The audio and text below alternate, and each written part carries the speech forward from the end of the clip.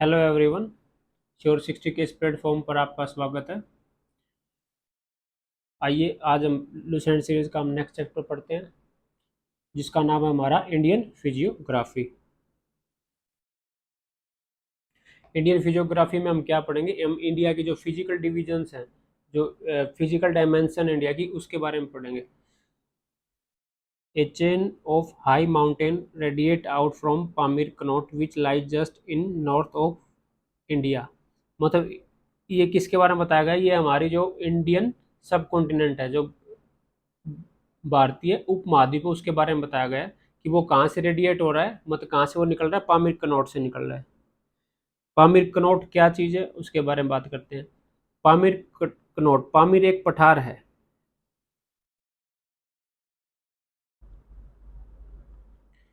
पामीर एक प्लेट्यू का नाम है, जो कहाँ पड़ता है? ये तजाकिस्तान के अंदर पड़ता है। ये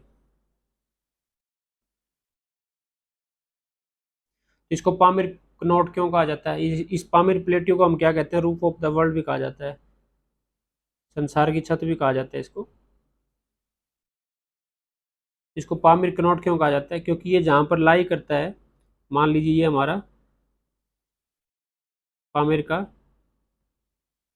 पठार है, इसके इस तरफ एक माउंटेन रेंज जाती है जिसका नाम है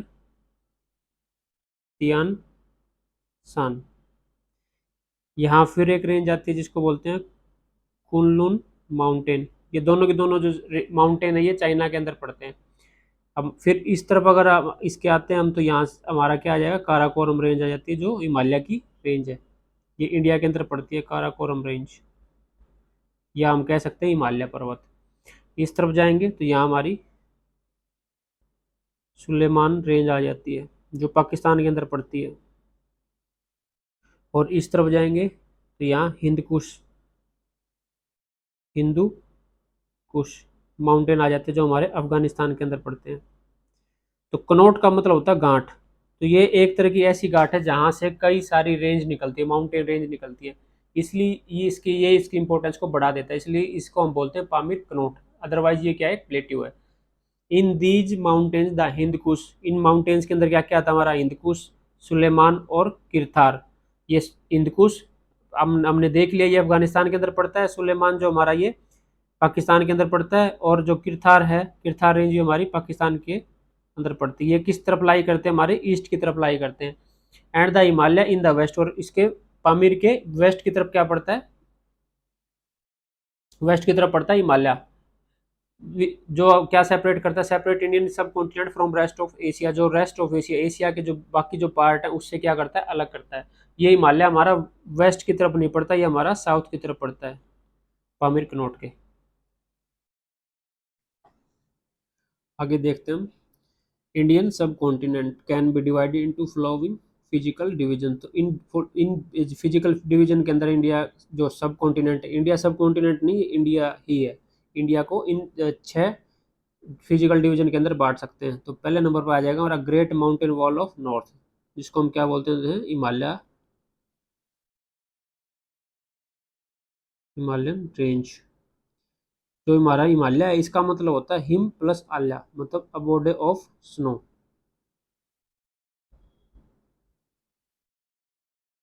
हिमालय का मतलब होता है। उसके बाद आ जाएगा द ग्रेट नॉर्दर्न प्लेन, जो हमारे नॉर्थ के प्लेन है। जो जो प्लेन क्या होते हैं? नदियों के द्वारा बनाए हुए क्षेत्र होते हैं। ऐसा रीजन जो नदियों के द्वारा अपने साथ जो सेडिमेंट्स ला के और उनको फैलाया जाता है अपने आसपास के एरिया में, तो उससे क्या बनते हैं? प्लेन बनते हैं। तो उसी प्लेन की बात हो रही है, नॉर्थ प्लेन, जो किसके द्वारा बनाए गए? गंगा नदी के द्वारा बनाए गए हैं, ब्रह्मपुत्र नदी के द्वारा बनाए गए हैं। इंडस जो हमारी नदी है, जो चाइना, सॉरी, जो पाकिस्तान के अंदर बहती, उसकी जो ट्रिब्यूटरीज हैं इंडिया के अंदर जो बहती है, सतलुज है, रावी है, ब्यास है, उनके द्वारा बनाए गए हैं। द ग्रेट पेनिनजुलर प्लेट्यू, ये इंडिया का कौन सा पार्ट हो जाएगा? साउथ वाला, जो पेनिनजुलर इंडिया है। और और उसके बाद आ जाएंगे हमारे कोस्टल प्लेन। कोस्टल प्लेन हमारे दो ही हैं। एक हमारा ये रीजन है जिसको बोलते हैं वेस्टर्न कोस्ट,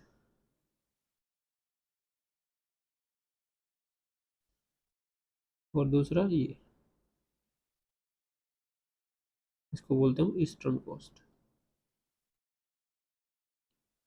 और कल हमने पढ़ा था जो हमारी कोस्ट लाइन है टोटल कितनी है, 6100 किलोमीटर की है। मेनलैंड इंडिया की जो हमारी कोस्ट लाइन है 6100 किलोमीटर की। द ग्रेट इंडियन डेजर्ट जो हमारा कहाँ लाई करता है, ये राजस्थान के अंदर लाई करता है, राजस्थान के अंदर है डेजर्ट। और राजस्थान के अंदर इस डेजर्ट का नाम क्या है, इसको बोलते हैं हम थार डेजर्ट। और जो थार है ये गाड़ी का भी नाम है जो महिंद्रा वालों ने निकाल रखी है, वो इसी इसी बेस पे उसका नाम रखा है, क्योंकि उसके जो टायर हैं बहुत ही ज़्यादा चौड़ाई के, बहुत ज़्यादा चौड़े टायर हैं उसके, जिसकी वजह से वो रेत के ऊपर बड़ी आसानी से चल सकती है। तो इसलिए वो ऑफ रोडिंग के लिए निकाली जाती है। ऑफ रोडिंग मतलब ऐसे जब मतलब आप रोड की बजाय कहीं और चलाएंगे तो ऑफ रोडिंग के लिए निकाली, इसलिए उसका नाम रख रखा है थार। द आइलैंड ग्रुप जो हमारे आइलैंड ग्रुप, इसके अंदर हमारे दो ही है, मेनली दो ग्रुप्स हैं आइलैंड के। एक है अंडमान निकोबार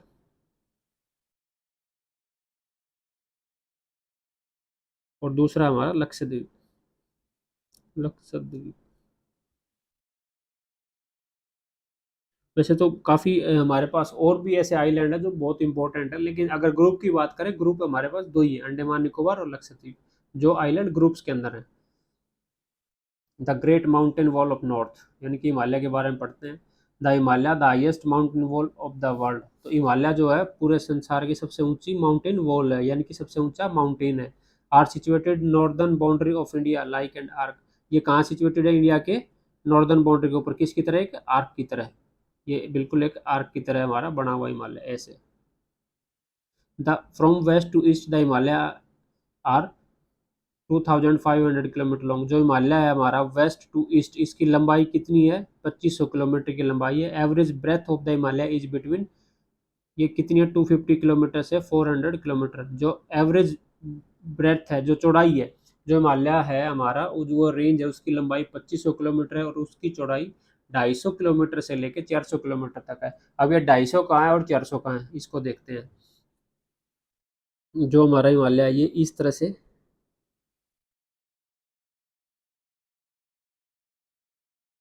बना हुआ है। ये हमारा जम्मू कश्मीर वाला पार्ट है, JNK वाला, और इस तरफ हम चले जाते हैं अरुणाचल प्रदेश की तरफ।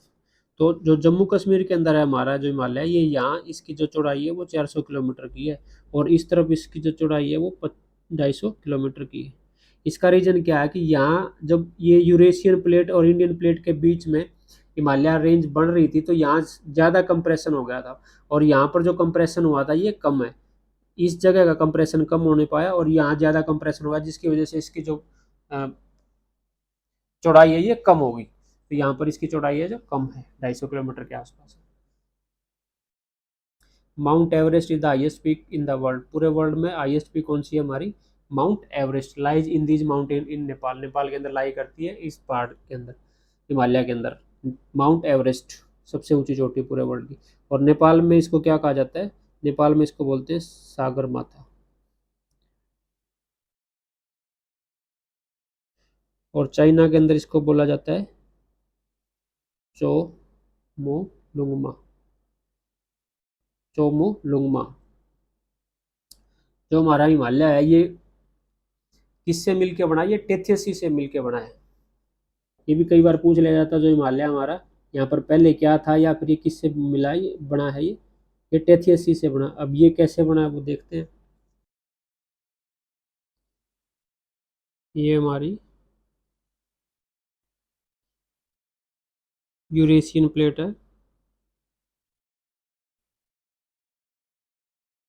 और ये हमारी इंडियन प्लेट है। तो इंडियन प्लेट यूरेशियन प्लेट से टकराती है, और ये बीच में हमारा क्या था, टेथियसी था, जो किससे मिलके बना था, ये सेडिमेंट्री रॉक से मिलके बना था। जब मोस्टली क्या होते हैं, जो जो हमारे समुद्र होते हैं वो सेडिमेंट्री रॉक से ही मिलके बनते हैं, क्योंकि वो क्या होती है, लेयर्स पे लेयर, लेयर्स पे लेयर्स होके कंप्रेस होती रहती है, तो उससे उसका सरफेस बनता है। तो टेथियसी, तो ये क्या होगा, इसके बीच में आ गया था, और दोनों प्लेटों के आपस में टकराने की वजह से टेथियसी का जो सरफेस था वो एकदम से ऊपर की तरफ उठ गया, और उसने किसका रूप ले लिया, हिमालय का रूप ले लिया। ये यहाँ पर क्या बन जाते हैं, इसके लेयर के, इसका जो सरफेस था उसके फोल्ड बन जाते हैं, जिसको हमने क्या कहा, हिमालय रेंज।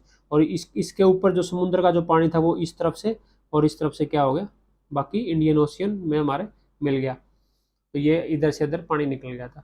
तो ऐसे हमारे हिमालय की संरचना बनी थी। Division of Himalaya.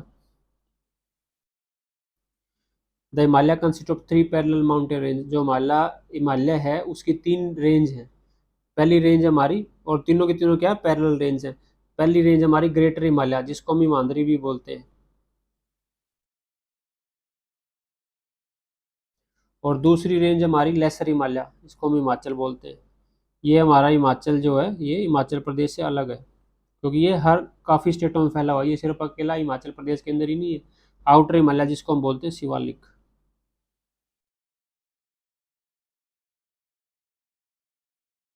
तो ये हमारी 3 माउंटेन रेंज थी। अब ये बनी कैसे है, ये बताता हूँ, थोड़ा आपके समझ में आएगा। ये हमारा इधर यूरेशिया है,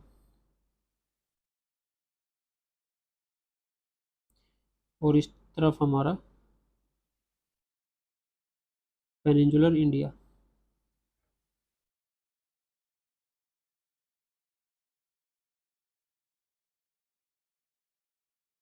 तो ये हमारे बीच में, इन दोनों प्लेट के बीच में टेथियस सी है।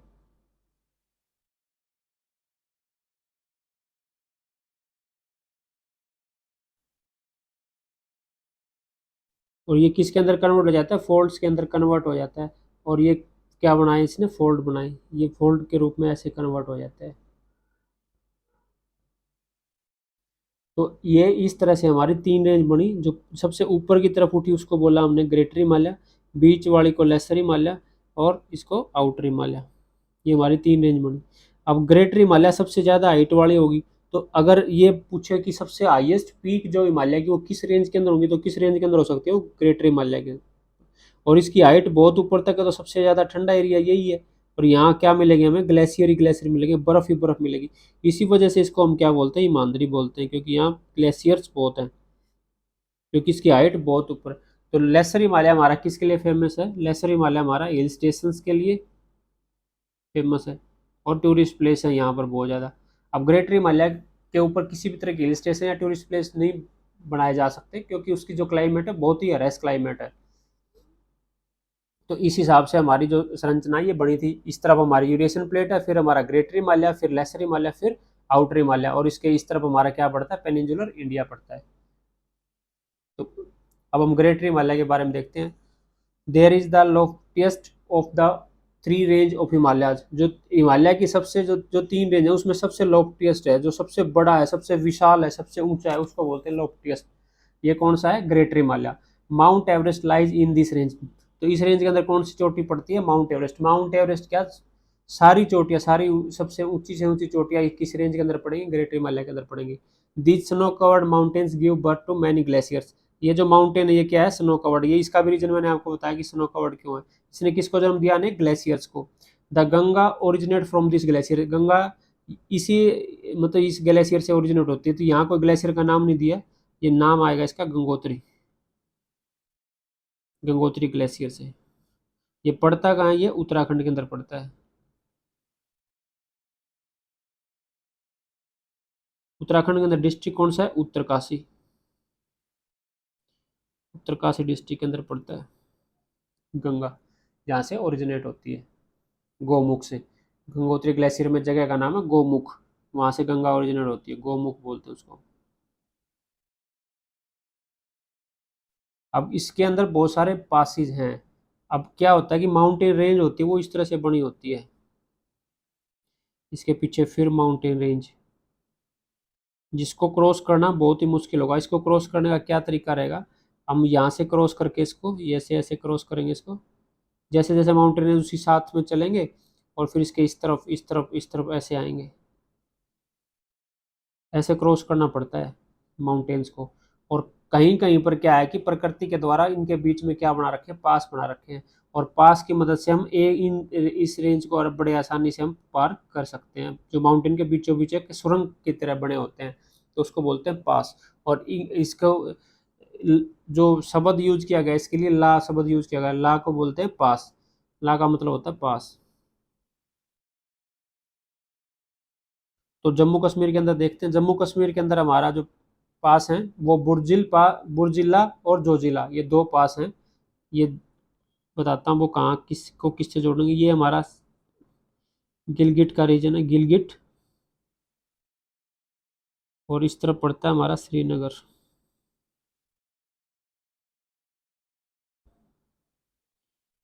तो गिलगिट से श्रीनगर के बीच में पास पड़ता है ये हमारा बुर्जिल्ला पास।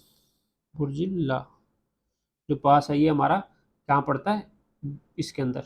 और ये रीजन कौन सा, ये पीओके का रीजन है, पीओके, पाकि पाक ऑक्यूपाइड कश्मीर के अंदर पड़ता है ये।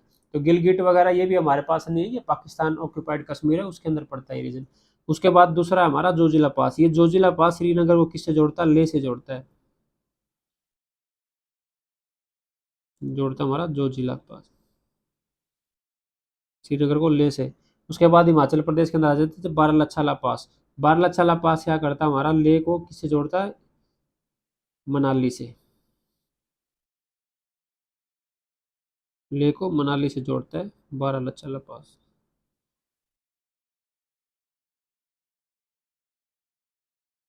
हिमाचल प्रदेश के अंदर पड़ता है शिपकिला। शिपकिला किसको जोड़ता है, शिपकिला शिमला को जोड़ता है। इसके दूसरी एक तरफ शिमला है और दूसरी तरफ तिब्बत। शिमला को तिब्बत से जोड़ता है शिपकिला पास। और शिपकिला पास ही है जिसके रास्ते सतलुज नदी हमारे इंडिया के अंदर एंटर करती है। इसको बना बनाया रास्ता मिल गया है, वहां से ये क्या कर लेती है, एंटर कर लेती है शिपकिला पास से सतलुज नदी। उत्तराखंड के अंदर हमारे पड़ते हैं नीतिला और लिपू लेक पास। ये लिपू लेक पास और नीतिला पास पड़ते हैं उत्तराखंड के अंदर। सिक्किम के अंदर पड़ते हैं जलिपला और नाथुला। और अरुणाचल प्रदेश के अंदर बोमडिला। बोमडिला पास हमारा अरुणाचल प्रदेश किससे जोड़ता है, चाइना से जोड़ता है। जलिपला जो पास है ये क्या करता है, ये वेस्ट बंगाल को तिब्बत से जोड़ता है। जलिपला पास है जो, ये वेस्ट बंगाल को तिब्बत से जोड़ता है। जो नाथुला पास है हमारा, ये गैंगटॉक को लासा से जोड़ता है। लासा किसकी कैपिटल है, ये तिब्बत की कैपिटल है। तिब्बत क्या है, एक ऑटोनोमस स्टेट है चाइना के अंदर। और गैंगटॉक हमारी सिक्किम की कैपिटल है।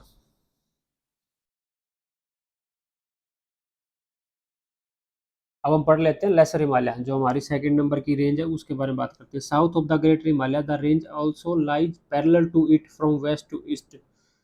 ये क्या पड़ती है, जो ग्रेटर हिमालय हमारा उसके किस तरफ पड़ती है, साउथ की तरफ पड़ती है। The range also lies parallel to it from west to east. ये क्या करती है, जो इसके पैरेलल्स में है, ये जो रेंज है ये इसके पैरेलल में पड़ती है वेस्ट टू ईस्ट की तरफ। इसके साथ के साथ जो हमारा ग्रेटर हिमालय है, ये रेंज तीनों की तीनों रेंज इस तरह से बनी हुई। मान लीजिए ग्रेटर हिमालय, इसके बाद फिर ये लेसर हिमालय हो जाएगा और ये शिवालिक हो जाएगा। तीनों की तीनों पैरेलल रेंज है और इनकी जो डायरेक्शन है वो उसी तरह से है जैसे उसकी वेस्ट टू ईस्ट है, ऐसे ही वो चलती है। This range 60 to 80 kilometre wide. जो ये रेंज हमारी है ये कितनी, 60 से 80 किलोमीटर चौड़ी है। And its average height range between 3,500 to 4,500 metre. जो इसकी एवरेज हाइट है ये 3500 से 4500 मीटर तक है। लेकिन जो हमारी ग्रेटर हिमालय है वो कहाँ तक है, वो 8,000 मीटर तक है। इससे ऊपर की रेंज है। तो ये क्या है, इसकी जो मतलब कि मॉडरेट हाइट कह सकते हैं हम इसको, 3500 से 4500 मीटर तक। अब इस पे बर्फ पड़ेगी या नहीं पड़ेगी, बिल्कुल पड़ेगी। लेसर हिमालय पे भी काफ़ी चोटी ऐसी हैं जहाँ बर्फ पड़ी रहती है, वहाँ ग्लेशियर मिलते हैं। तो ये ऐसी रेंज है जहाँ पर बर्फ पड़ती है।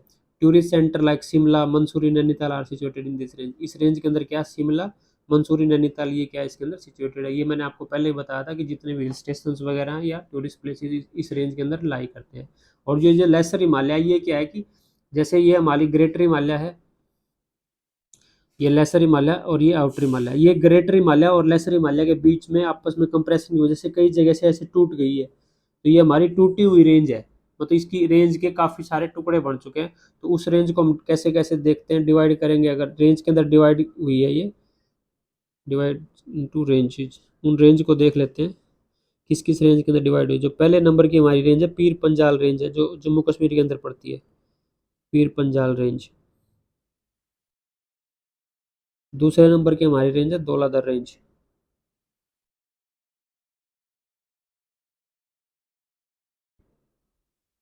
ये पीर पंजाल रेंज जम्मू कश्मीर के अंदर है। और कुछ पार्ट इसका हिमाचल प्रदेश में भी है। धौलाधर रेंज हिमाचल प्रदेश की है, हिमाचल प्रदेश के अंदर लाई करती है। उसके बाद आती है हमारी मसूरी रेंज, ये उत्तराखंड के अंदर पड़ती है। और नेपाल के अंदर इस रेंज को, लेसर हिमालय को क्या बोलते हैं, महाभारत रेंज, महाभारत रेंज के नाम से जाना जाता है इसको, लेसर हिमालय को। और टूरिस्ट प्लेस इस पे हैं जैसे शिमला, मंसूरी। मंसूरी जो है इसको पहाड़ों की रानी भी कहा जाता है, क्वीन ऑफ माउंटेन्स, पहाड़ों की रानी कहा जाता है इसको। और मंसूरी में ये हमारा क्या है, आईएएस ट्रेनिंग एकेडमी है, जहाँ जो यूपीएससी से सिलेक्ट होकर आईएएस जो बनते हैं वो वहाँ पर ट्रेनिंग करते हैं, लबासना के अंदर आईएएस ट्रेनिंग एकेडमी यहीं पर है मंसूरी के अंदर, जिसका नाम है लाल बहादुर शास्त्री एकेडमी।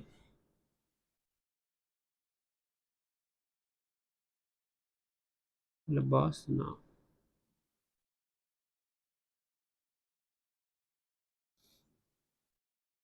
अब देखते हैं हमारे outer Himalaya. This is the southern most and third parallel range of Himalaya. ये हिमालय की कैसी रेंज है, थर्ड पैरेलल रेंज है। और साउदर्न मोस्ट जो सबसे दक्षिणतम जो हमारी रेंज है वो हिमालय की outer Himalaya, with an average height of 900 to 1000-1200 metre. ये 900 से 1200 मीटर की इसकी एवरेज हाइट है।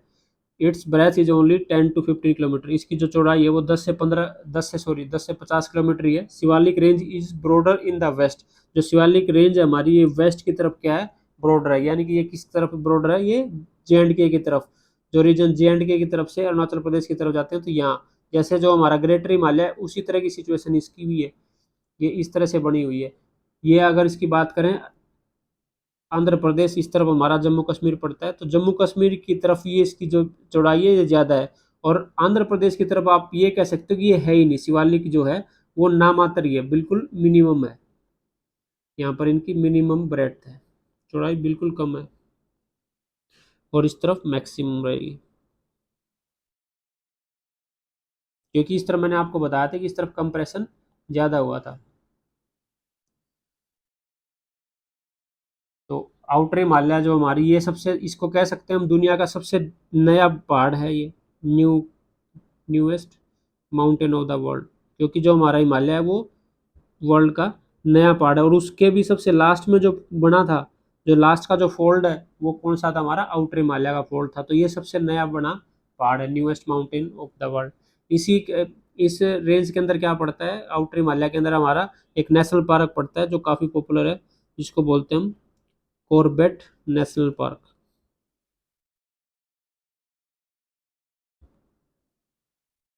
ये हमारा पड़ता है उत्तराखंड के अंदर। और ये एक टाइगर रिजर्व भी है।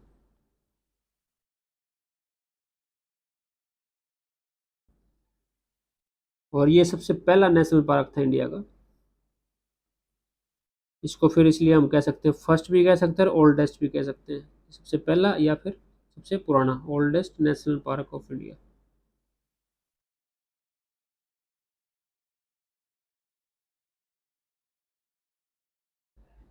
अब माउंटेन पीक्स देख लेते हैं। गॉडविन अस्टिन, जिसको हम K2 भी बोलते हैं। सबसे ऊंची चोटी तो हिमालय की कौन सी है, माउंट एवरेस्ट है। उसके बाद दूसरे नंबर की, जो सेकंड नंबर की चोटी है हमारी, उसको K2 बोलते हैं, या उसका नाम गॉडविन ऑस्टिन भी है। तो हम ज़्यादातर इसको K2 के उसमें जानते हैं। तो K2 है, इसका एलिवेशन 8611 किलोमीटर है। ये हमारी कहाँ पड़ती है, पीओके के अंदर पड़ती है। उसके बाद कंचनजंगा। कंचनजंगा जो चोटी है हमारी, ये हमारी सिक्किम के अंदर पड़ती है। और ये सबसे हाईएस्ट पीक कह सकते हैं कंचनजंगा को। अगर इंडिया की हाईएस्ट पीक की बात करें,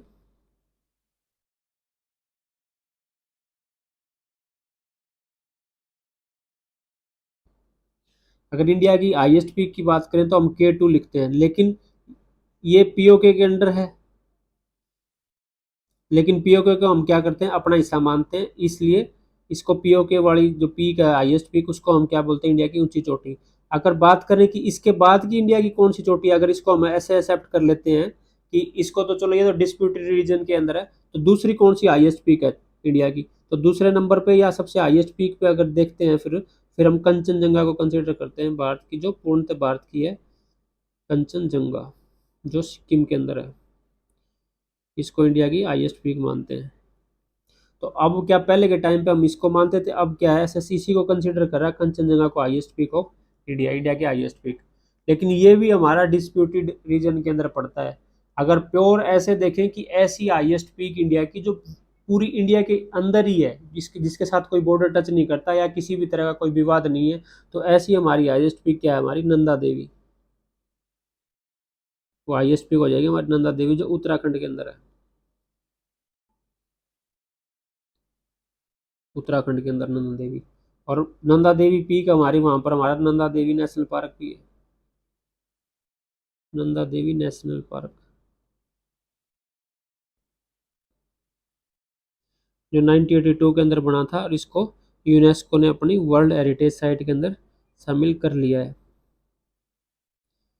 यूनेस्को।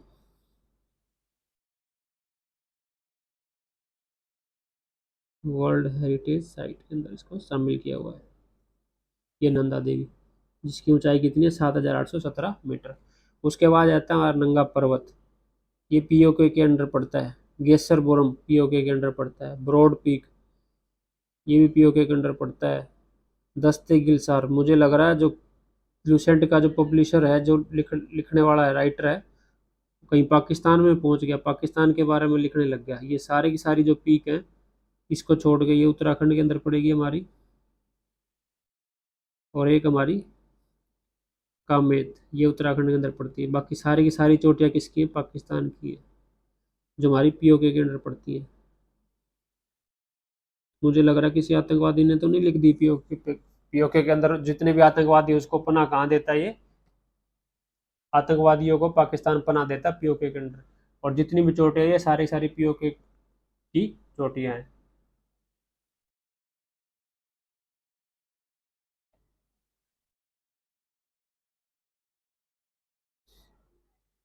इसके बाद जो हमारा हिमालय का एक जो पोर्शन था ये कंप्लीट हो चुका है। अब इसके बाद आते हैं हमारे नॉर्दर्न प्लेन, जो दूसरे नंबर की यूनिट है इंडिया की डिविजन्स की, the great northern plains. The northern plains are divided into 3 सब डिविजन्स। जो नॉर्दर्न प्लेन्स हमारे, वो किसने 3 सब डिविजन्स के अंदर बटे हुए हैं। दीज आर, ये कौन कौन से हैं, पंजाब एंड हरियाणा प्लेन्स। एक तो पंजाब और हरियाणा प्लेन्स है, दूसरे गंगा प्लेन्स हैं, और तीसरे हैं ब्रह्मपुत्र वैली और ब्रह्मपुत्र की वैली। तो जो नॉर्दर्न प्लेन्स हमारे 3 तरह के हैं, तो इसको हम देख लेते हैं। अब Ganga plains form the largest lowland drain by Ganga and its tributary. Ganga और उसकी सहायक नदियों के द्वारा जो ड्रेन किया हुआ सबसे लार्जेस्ट लोलैंड है। लोलैंड क्या है, सबसे नीचे की जमीन है, कौन से, गंगा प्लेन्स। और इसकी ट्रिब्यूटरी कौन कौन सी है, Yamuna is the most important tributary of Ganga. Ganga की मोस्ट इंपोर्टेंट ट्रिब्यूटरी कौन सी, हमारी यमुना नदी, जो सबसे इंपोर्टेंट भी और सबसे बड़ी भी कह सकते हैं इसको, सबसे बड़ी ट्रिब्यूटरी भी यमुना ही है।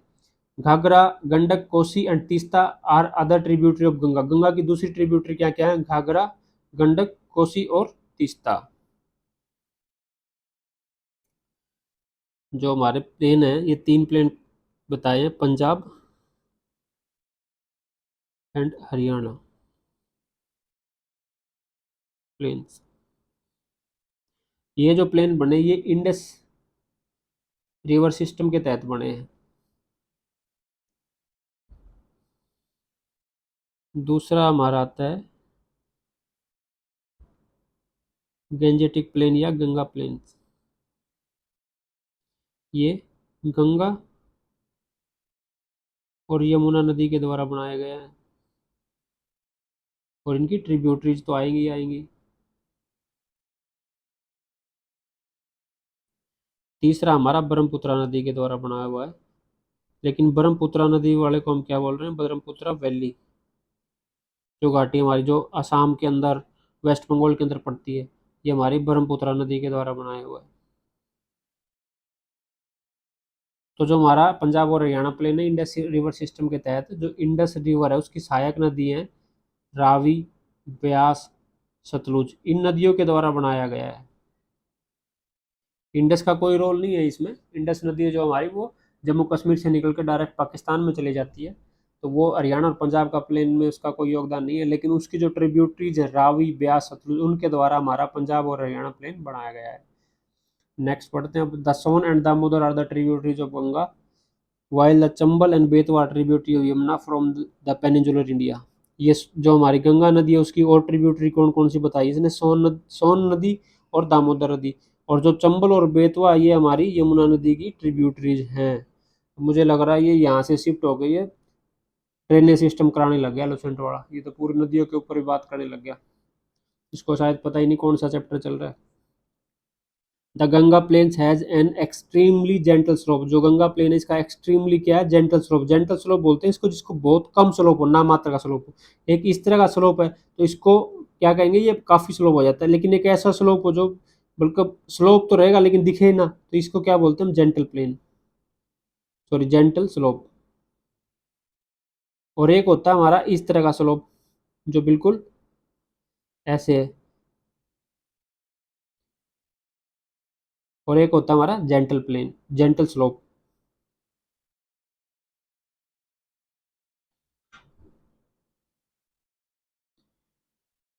तो इस तरह का जो हमारा स्लोप, तो इस तरह का जो हमारा स्लोप होता है उसको बोलते हैं हम स्टीप स्लोप। ये हमारा स्टीप स्लोप होता है, ये जेंटल स्लोप होता है। तो गंगा प्लेन का स्लोप कैसा है? जेंटल है। और एक्सट्रीमली जेंटल का मतलब बहुत ही कम। एक्सट्रीमली का मतलब यहाँ अत्यधिक से नहीं हो जाएगा, यहाँ जेंटल की तरफ, मतलब जो उसका स्लोप है उसको जेंटल शो करने में एक्सट्रीम है, मतलब और भी कम है, मतलब जेंटल की तरफ, कम की तरफ चलेगा ये। Part of the plain are subject to floods in the rainy season. जो बारिश के मौसम पे, मौसम के क्या होता है कि जो इसके प्लेन के पार्ट्स उसमें क्या आ जाती है? बाढ़ बहुत आती है। In the lower course, lower course के दौरान, मतलब जो गंगा नदी जब समुद्र के अंदर गिरने को होती है उस टाइम की बात कर रहा है, lower course. The Ganga divide itself into tributaries. Ganga जो है वो किसके अंदर डिवाइड हो जाती है? ट्रिब्यूटरीज के अंदर डिवाइड हो जाती है, to form a large delta. और क्या बनाती है? एक बड़ा डेल्टा बनाती है, अलोंग विद ब्रह्मपुत्रा, ब्रह्मपुत्रा नदी के साथ। जो गंगा नदी है वो ब्रह्मपुत्रा नदी के साथ मिल जाती है, और अपनी गंगा और ब्रह्मपुत्रा, और उसके साथ वो किस में डिवाइड हो जाती है? ट्रिब्यूटरीज के अंदर लिखा है इसने, लेकिन ट्रिब्यूटरी नहीं बोलते, उसको बोलते हैं डिस्ट्रीब्यूटरीज।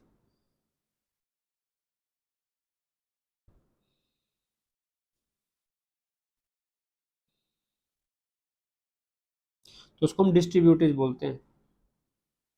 ये सिस्टम होता है एक रिवर का।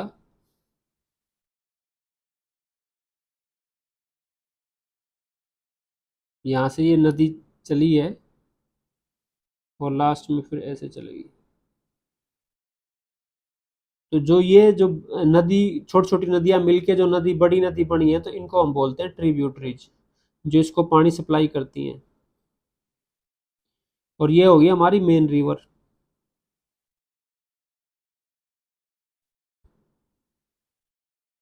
और बाद में फिर ये अपना जो पानी होता है ये छोटे छोटे चैनल के थ्रू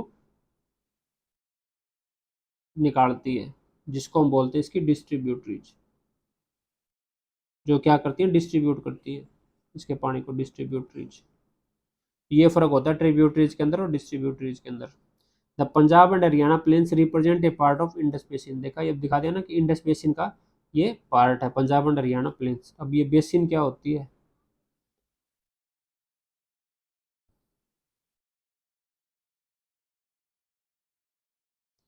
ये मान लीजिए कोई बड़ी नदी है, इसकी इसकी कोई सहायक नदियां हैं, ट्रिब्यूटरीज हैं, जिसको कहीं कहीं मिल रही हैं।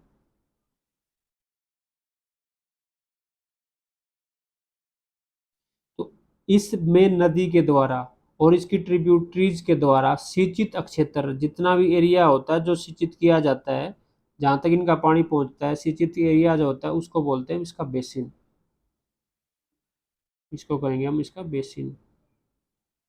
तो जो हमारी पंजाब और हरियाणा प्लेन्स है ये किसके बेसिन का पार्ट है? ये इंडस बेसिन का पार्ट है। क्यों? क्योंकि इंडस नदी की बेसिन कौन सी आ जाएंगी? इंडस नदी और उसकी सहायक नदियां। तो उसकी सहायक नदियां कौन कौन सी हो जाएंगी? ब्यास, रावी और सतलुज, जो इंडिया के अंदर है, जो इंडिया का प्लेन बनाती है। कौन सा? पंजाब और हरियाणा का प्लेन बनाती है। A low water set separate these plains from Ganga plains. एक लो वाटर सेट है जो इनको क्या करता है, गंगा प्लेन से अलग करता है। वाटर शेड क्या होता है, ये एक ऐसा रीजन होता है जो दो रिवर सिस्टम को अलग करता है। ये मान लीजिए एक वाटर शेड है। वाटर शेड का मतलब होता है एक एक एक रिवर का सिस्टम इस तरफ चल रहा होगा और एक रिवर सिस्टम यहाँ होगा। इन दोनों रिवर सिस्टम को अलग करने वाला कोई भी जमीन का कोई पार्ट होता है उसको बोलते हैं वाटर शेड। तो ये हमारा जो वाटर शेड है ये कौन सा है, ये अम्बाड़ा का पड़ता है। एक अम्बाड़ा रीजन हरियाणा के अंदर जगह है अम्बाड़ा, तो वहाँ का रीजन है जो क्या करता है, वाटर शेड का काम करता है, जो गंगा रिवर सिस्टम को और इंडस रिवर सिस्टम को अलग करता है।